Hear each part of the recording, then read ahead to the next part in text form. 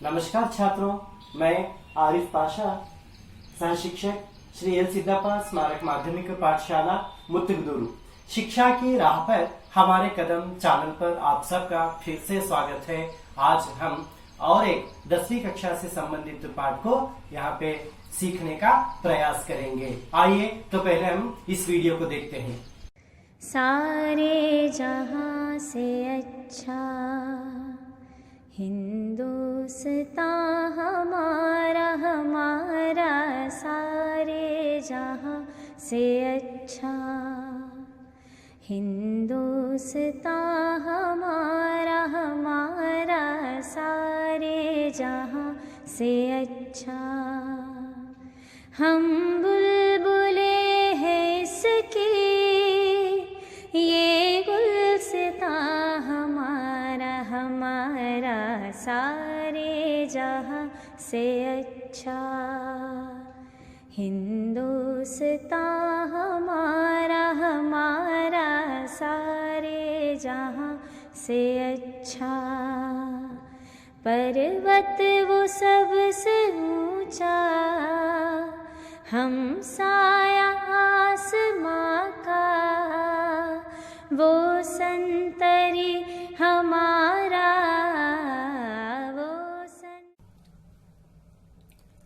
अवुल फकीर ज़ैनुल आबदीन अब्दुल कलाम जी का जन्म 15 अक्टूबर 1931 को हुआ।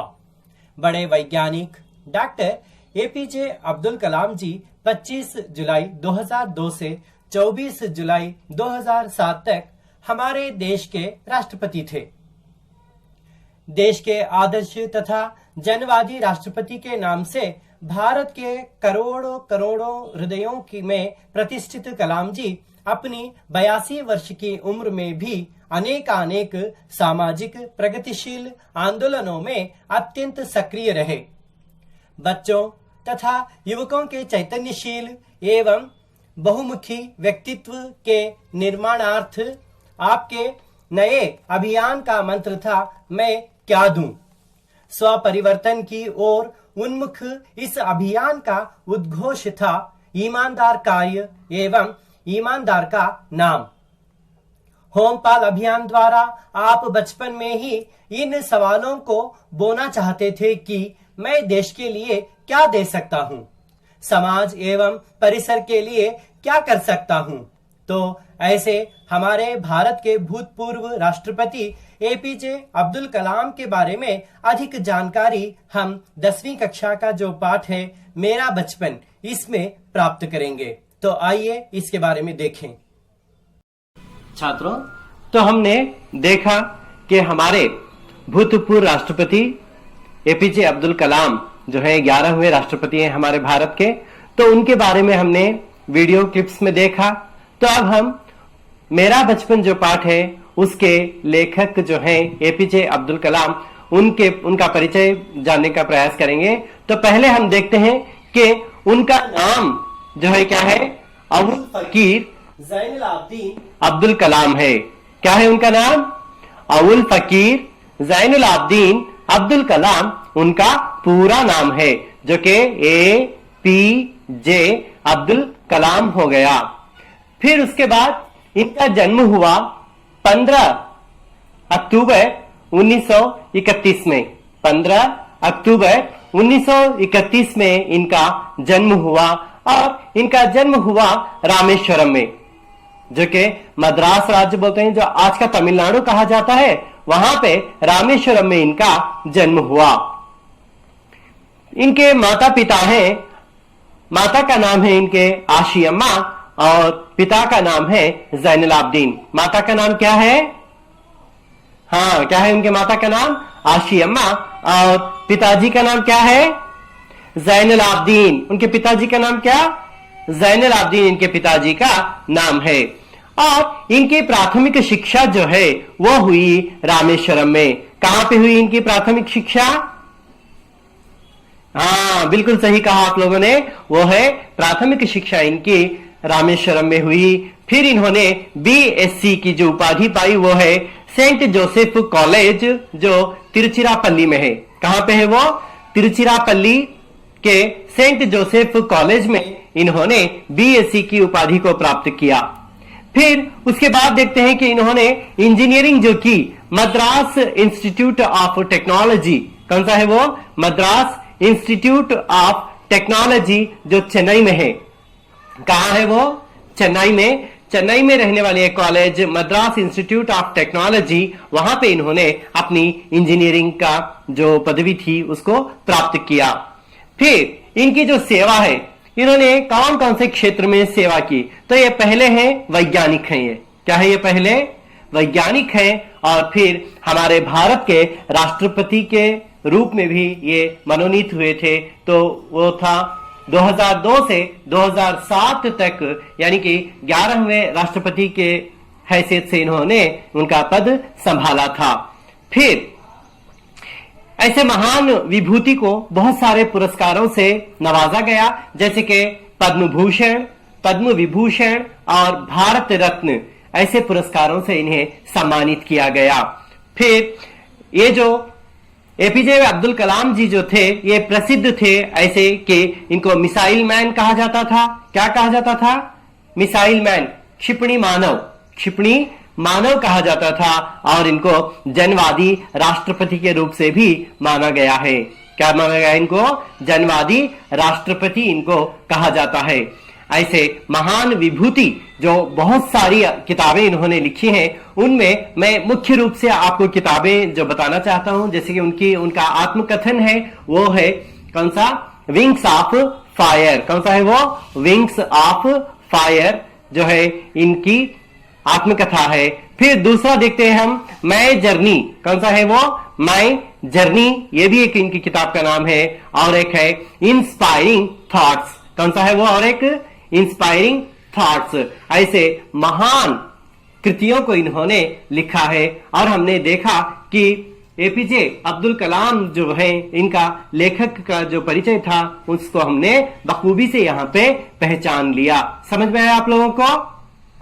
हाँ, तो अब फिर आगे का हम देखते हैं कि पाठ को कैसे पढ़ा जाता है।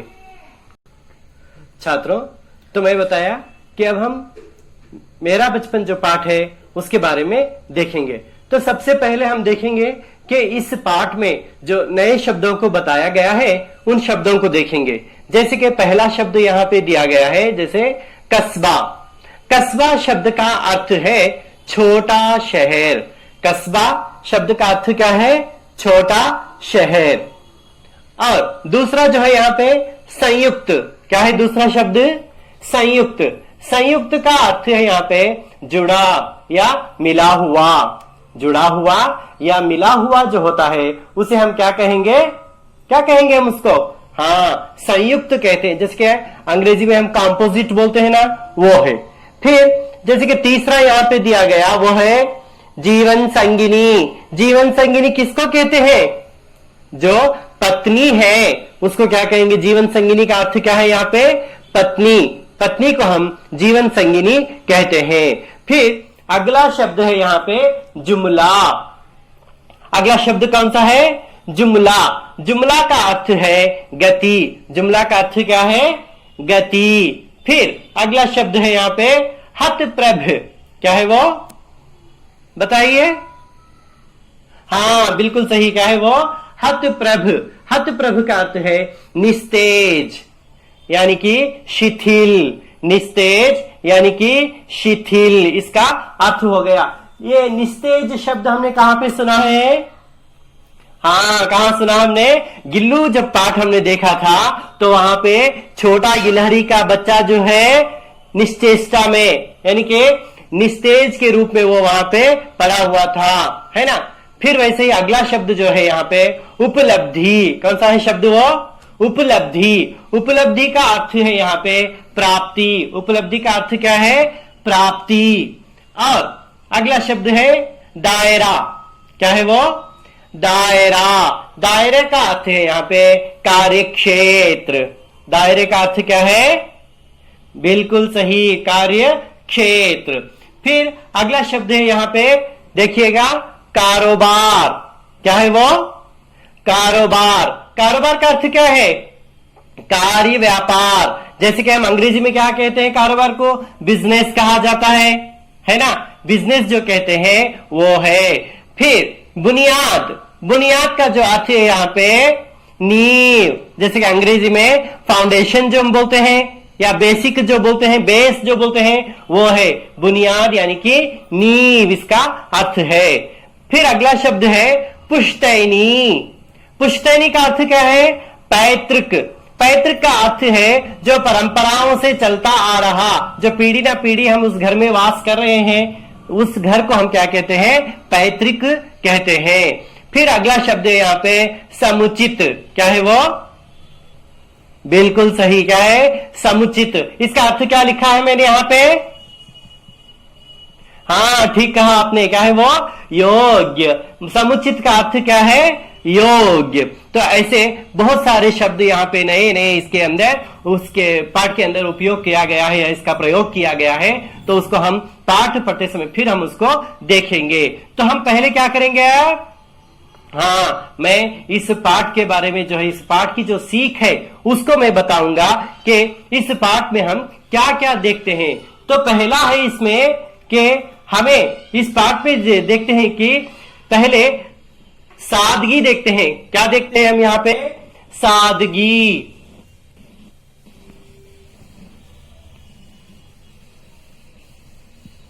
हाँ, क्या देखते हैं हम इसके अंदर? सादगी देखते हैं। इसमें सीख मिलने वाली जो है हमें, वो क्या है?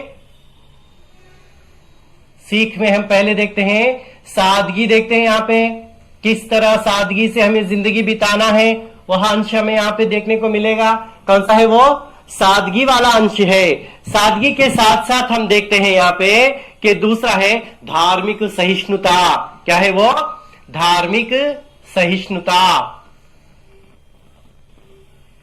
धार्मिक सहिष्णुता।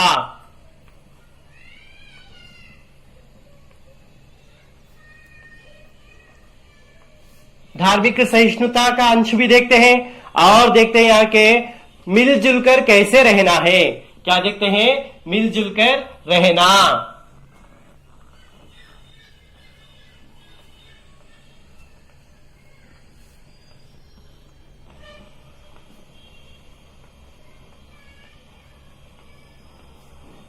मिलजुल कर रहने वाला अंश भी यहाँ पे देखते हैं। और साथ ही साथ और इसमें बहुत ही जो मुख्य जो शब्द हम यहाँ पे देखते हैं वो है कि किताबें पढ़ने का प्रयोजन। क्या है वो? किताबें पढ़ने का जो प्रयोजन है वो देखते हैं। क्या है वो? किताबें। किताबें पढ़ने का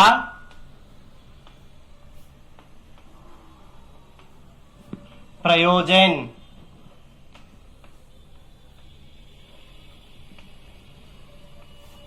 किताबें पढ़ने का प्रयोजन का अर्थ हो गया किताबें पढ़ने से कौन कौन से लाभ हैं, है ना? किताबें पढ़ने से कौन कौन से लाभ हमें मिलते हैं उसको यहाँ पे देखा जाता है कि इस पाठ के अंदर हमें जो सीख मिलती है उन शब्दों को हमने यहाँ पे देखा। तो पहले मैं क्या करता हूँ? पाठ पढ़ता हूँ। हाँ बच्चों देखिएगा, मैं पाठ पढ़ता हूँ। मेरा जन्म मद्रास राज्य जो कि आपका तमिलनाडु के रामेश्वरम कस्बे में एक मध्यवर्गीय परिवार में हुआ था। मेरे पिता जैनुल आबदीन की कोई बहुत अच्छी औपचारिक शिक्षा नहीं हुई थी और न ही वे कोई बहुत धनी व्यक्ति थे। इसके बावजूद वे बुद्धिमान थे और उनमें उदारता की सच्ची भावना थी। मेरी माँ आशी अम्मा उनकी आदर्श जीवन संगिनी थी। मेरे माता पिता को हमारे समाज में एक आदर्श दंपति के रूप में देखा जाता था। तो इसी तरह पाठ को पढ़ने के बाद आप क्या करेंगे? इसका मौन वाचन करेंगे, है ना? हाँ, इसको ठीक तरीके से आपको पढ़ना है। तो अब मैं एक एक करके आप लोगों को यहाँ पे समझाता जाऊंगा। जैसे कि पहले देखिएगा, एपीजे अब्दुल कलाम अपने आप यहाँ पे बता रहे हैं, हमें कैसे बता रहे हैं कि मेरा जन्म, किसका जन्म हुआ? एपीजे अब्दुल कलाम जी का जन्म कहां पे हुआ? रामेश्वरम में हुआ। जो कि आज का जो तमिलनाडु हम बोलते हैं वहां पे उनका जन्म एक छोटे से कस्बे में, कस्बे का अर्थ मैंने आप लोगों को बताया क्या है, वो छोटा सा एक जो शहर होता है उसको कस्बा कहा जाता है। वहां पे उनका एक साधारण परिवार में उनका जन्म हुआ था। फिर इनके पिताजी का नाम मैंने पहले ही आप लोगों को बता दिया, जैनुल आबदीन इनके पिताजी हैं। और माता कौन है? हाँ बिल्कुल सही, कौन है? आशी अम्मा। आशी अम्मा इनकी माता है। ये उनकी जीवन संगिनी, जीवन संगिनी का अर्थ क्या बताया? पत्नी। हाँ, ये उनकी आदर्श जीवन संगिनी यानी कि पत्नी थी। और इनको ये जो दंपति थे इनको आदर्श दंपति कहा जाता था वहां पे, क्योंकि इनका जीवन इतना साधारण और मिला जुला हुआ इनका एक परिवार था, तो इसलिए इनको आदर्श दंपति के रूप में इनको देखा जाता था। फिर देखिएगा, सुनने में आता है कि एपीजे अब्दुल कलाम के जो पिताजी हैं उनके 5 बच्चे थे, जैसे कि इनके 3 बड़े भाई हैं और ये खुद हैं और एक बड़ी बहन थी। तो इतना है। तो हम देखते हैं कि इनकी बहन और भाई और ये इतने बच्चों में ये जो इनकी संतान में जो ये एपीजे अब्दुल कलाम जी जो थे ये इतने खूबसूरत तो नहीं थे, इतने सुंदर तो नहीं थे, छोटी काठी कद वाले, मीन्स इतना हाइट इनका नहीं था, ऐसे थे। और साथ ही साथ साधारण दिखने वाला बच्चा था ये। कौन? एपीजे अब्दुल कलाम जी जो है ये साधारण दिखने वाले बच्चे थे। इसके साथ ये जो थे पुश्तैनी घर में रहा करते थे। कहां पे रहा करते थे ये? अपने पुश्तैनी घर में, जो पीढ़ी ना पीढ़ी से जो उस घर में वास कर रहे थे, है ना, एक पीढ़ी से दूसरी पीढ़ी से, ऐसे पुराने घर में ये रहा करते थे। फिर ये जो घर था इनका, जो पुश्तैनी घर था, पक्का घर था वो, और चूने और पत्थर से बना हुआ घर इनका था। कौन सा घर था वो? हाँ, पुश्तैनी घर था। और इनकी जिंदगी यानी कि इनके पिताजी जो थे इनकी इतनी अच्छी औपचारिक शिक्षा नहीं हो पाई थी, इतनी अच्छी औपचारिक शिक्षा इनकी नहीं हो पाई थी, फिर भी ये आडंबरहीन व्यक्ति थे, यानी कि आयशा आराम की चीजों से इनको इतना लगाव नहीं था, यानी कि वो उनको पसंद ही नहीं करते थे। आयशा आराम वाली जो चीजें हैं उनको पसंद नहीं करते थे, लेकिन जो घर के लिए चाहिए था वो सब समुचित मात्रा में, योग्य रूप में उनके घर में सब कुछ वहां पे मौजूद था। अब वास्तव में देखते हैं कि इनका जो बचपन था निश्चिंतता और सादगी में बीता। किसका बचपन? हाँ, एपीजे अब्दुल कलाम का जो बचपन है निश्चिंतता और सादगी में बीता। क्यों निश्चिंतता और सादगी में बीता? क्योंकि जो भी चीजें उनको चाहिए थे वो समुचित मात्रा में उनके घर पर मौजूद थे, इसलिए इनका जो बचपन था निश्चिंतता और सादगी में बीता। अब हम देखते हैं कि एपीजे अब्दुल कलाम जी जो हैं उनके घर का खाना, कैसे वो खाना खाया करते थे, जिसके हर समय ये रसोई में बैठकर खाना खाते थे। कहां बैठकर खाना खाते थे ये? रसोई में बैठकर, नीचे जमीन पर बैठकर यह खाना खाया करते थे। तो एपीजे अब्दुल कलाम की माँ जो है वो बहुत प्यार से खाना परोसा करती थी। जैसे कि पहले क्या करती, एपीजे अब्दुल कलाम जब बैठते थे ना तो पहले क्या करती, ये केले का जो पत्ता होता है ना, ये केले का पत्ता उनके सामने इस तरीके से बिछा देती। क्या करती? उसको ऐसे बिछा देती। बिछाने के बाद क्या करती, उसके ऊपर चावल डालती थी। क्या डालती थी उसके ऊपर? ऐसे चावल जो होता है ना, इस तरीके से चावल डालती थी। देखिए, हाँ, इस तरीके से चावल उन्होंने उसमें डाल दिया। चावल डालने के बाद क्या है, सुगंधित और स्वादिष्ट सांबर जो बनता था उसको भी डाला करती थी। क्या डालती थी? सुगंधित एवं स्वादिष्ट सांबर जो था वो भी उसमें वो परोसती थी, इस तरीके से डाल देती थी। स्वादिष्ट और सुगंधित सांबर डालने के बाद क्या करती, घर का बना अचार, जो घर में बनाया होता था अचार, उस अचार को भी क्या करती थी, वो परोसा करती थी। देखिएगा, अचार भी डाल दिया उसने, है ना, अचार भी डाली है। अचार के साथ साथ और क्या है, क्योंकि उनके पिताजी नारियल का उनकी बाग थी, है ना, तो नारियल की जो ताजी चटनी थी उस चटनी को भी वो क्या करती, उनके सामने उसके पत्ते में परोसती थी। इस तरीके से वो अपने घर में खाना बच्चे को या अपने बच्चों को खाना खिलाती थी। कौन? एपीजे अब्दुल कलाम की माता। तो आपको प्रश्न यहाँ पे क्या पूछा जाएगा? एपीजे अब्दुल कलाम को आशी अम्मा जी खाना कैसे खिलाती थी या खाना कैसे परोसती थी? तो आपको क्या लिखना है? एपीजे अब्दुल कलाम के सामने पहले क्या करती? केले का पत्ता बिछाती, उस पर चावल डालती और स्वादिष्ट और सुगंधित सांभर डालती। फिर क्या है? घर का बना अचार भी परोसती थी। उसके साथ साथ नारियल की ताजी चटनी है उसको भी वो परोसा करती थी। समझ में आया बच्चों?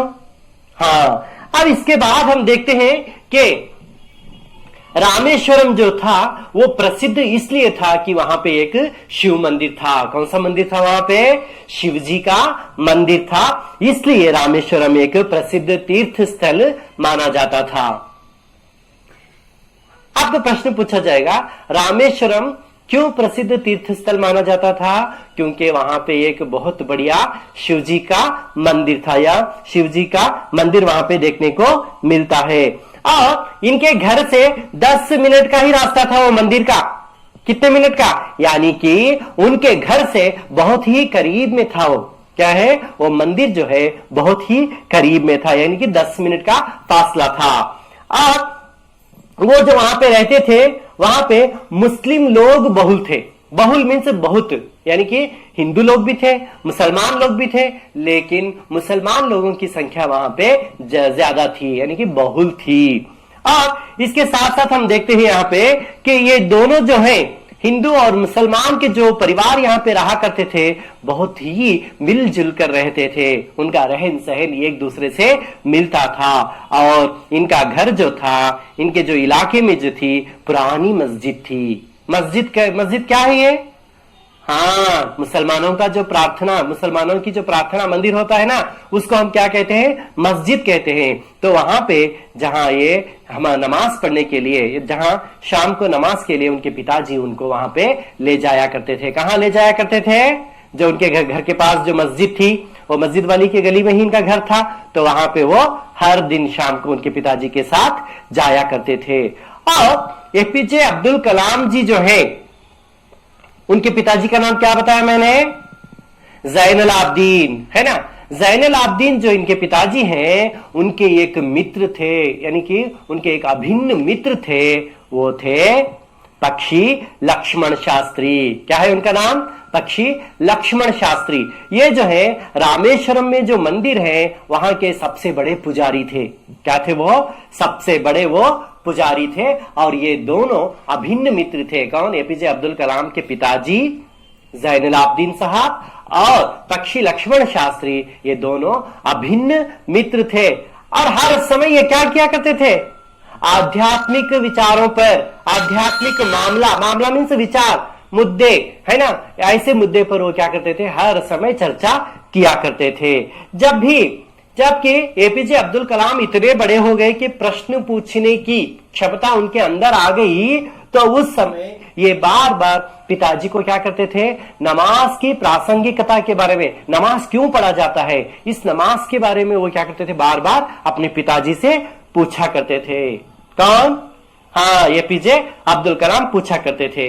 तो एपीजे अब्दुल कलाम जब नमाज के बारे में पूछते थे तो उनके पिताजी क्या करते थे? उनको नमाज के बारे में जानकारी इस तरीके से उन्होंने दिया। जब तुम नमाज पढ़ते हो, जब तुम नमाज पढ़ने के लिए खड़े हो जाते हो या बैठ जाते हो, तो उस समय तुम शरीर के इतर ब्रह्मांड का एक हिस्सा बन जाते हो। यानी कि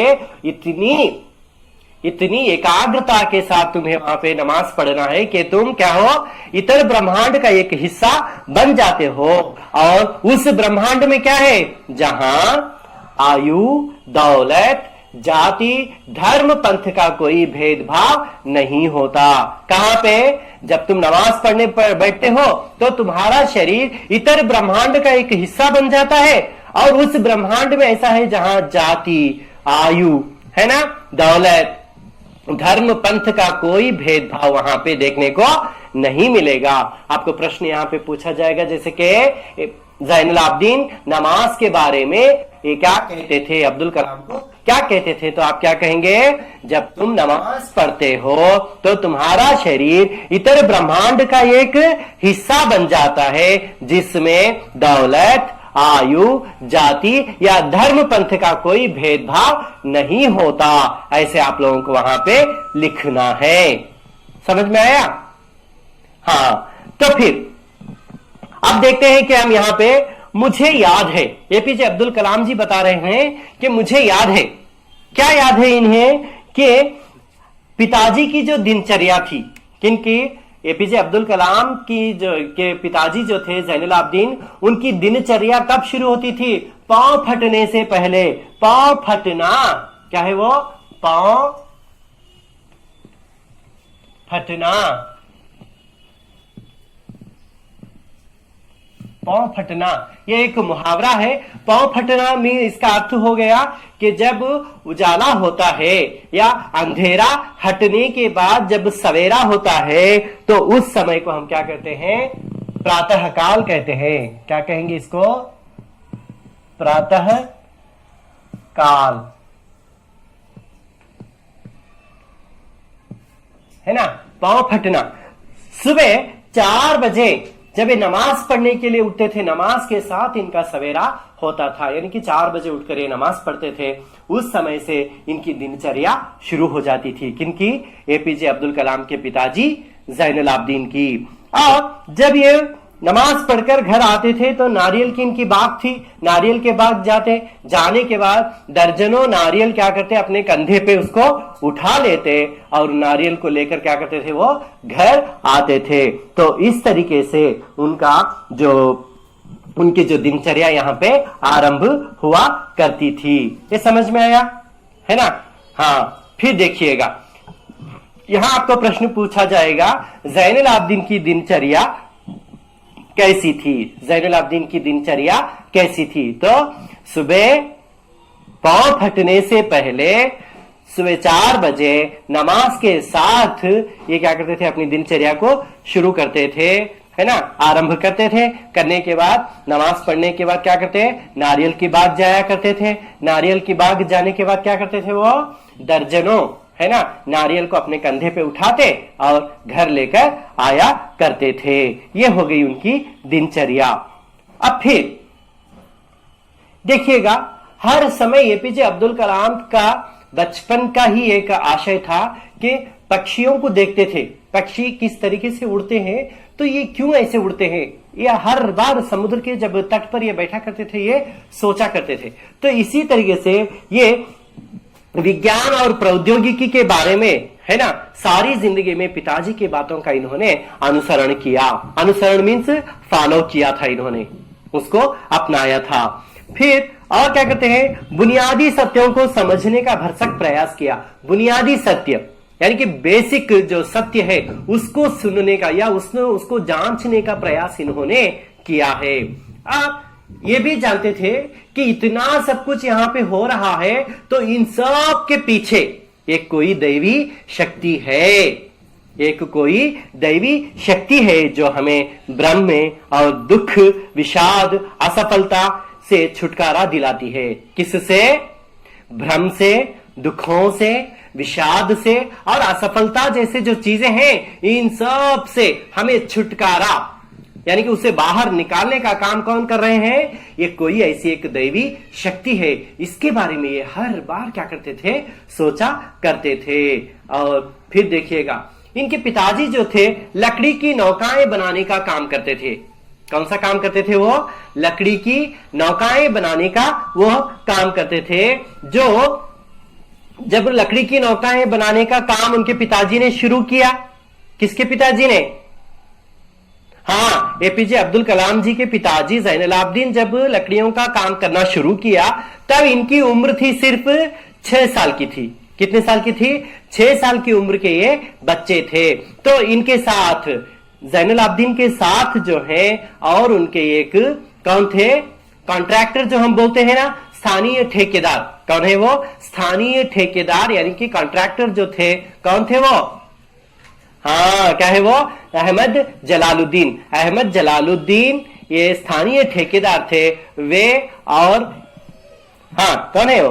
ज़ैनुल आबदीन, दोनों मिलकर नौकाएं बनाने का काम शुरू किया था।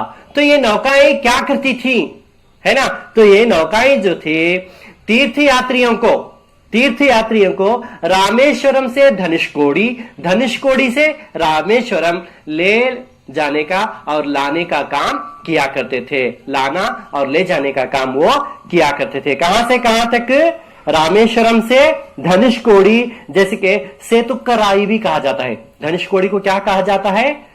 सेतुक्कराई। कहां से कहां तक बताया मैंने आपको? हाँ, रामेश्वरम से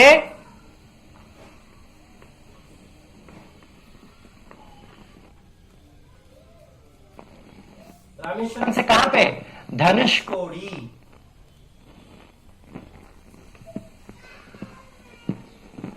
रामेश्वरम से धनुषकोडी तक ले जाने का काम यह किया करते थे, है ना? रामेश्वरम से धनुषकोडी, धनुषकोडी को क्या कहा जाता है? सेतुक्कराई। क्या कहा जाता है? सेतुक्कराई उसको कहा जाता है ना? फिर देखिएगा, ये जो स्थानीय ठेकेदार जो थे, कौन? अहमद जलालुद्दीन, ये इनके पिताजी के साथ यहाँ पे काम किया करते थे। और फिर साथ ही साथ देखते हैं, इनकी एक बहन थी, कौन थी? उनका नाम क्या था? जोहरा। जोहरा के साथ अहमद जलालुद्दीन की शादी हो गई, वो उनके साथ शादी भी रचाए थे। और जब इनके पिताजी की जो बेटी थी जोहरा, उनकी शादी किससे हो गई? अब अहमद जलालुद्दीन के साथ उनका विवाह हो गया। विवाह होने के बाद इनका जो काम काज का, जो नौकाएं बनाने का काम जो था, बहुत ही अच्छा चल रहा था। लेकिन एक दिन ऐसा हुआ कि हाँ, प्रति घंटे यानी कि 100 मील प्रति घंटे एक रफ्तार से यहाँ पे एक हवा चली। उस हवा से यानी कि समुद्र में तूफान आ गया। समुद्र में बहुत बड़ा एक तूफान आ गया। तूफान आने के बाद क्या हो गया? तूफान में सेतुक्कराई के कुछ लोग जो थे और उनके कुछ लोग और नावें सभी पानी में बह गईं। तभी इन्होंने इतना प्रशांत समुद्र जो देख रहे थे, उसका क्रोध भी इन्होंने आज देख लिया। कौन? एपीजे अब्दुल कलाम ने उसकी खूबसूरती के साथ साथ क्या देखा है? अनियंत्रित ऊर्जा जो थी, अनियंत्रित ऊर्जा को भी इन्होंने यहाँ पे देख लिया, वो जिससे वो हतप्रभ हो गए, निस्तेज हो गए, है ना? निस्तेज हो गए। तो ये उनके पिताजी और उनके कौन है वो? उनके दोस्त जो थे, अहमद जलालुद्दीन जो स्थानीय ठेकेदार थे, ये दोनों मिलकर अब ये उनके जमाई भी बन गए हैं और ऐसे काम कर रहे थे। तो समुद्र का जो शांत जो रूप था, उसके बाद इन्होंने उसका रौद्र रूप भी देख लिया। उसमें उनकी बहुत सारी नौकाएं और वहां के लोग पानी में बह गए और इनको बहुत सारा नुकसान वहां पे पहुंचा। समझ में आया ना? हाँ, तो फिर छात्रों, हम इसका जो दूसरा भाग है वो हम अगले वीडियो में देखेंगे। नमस्कार।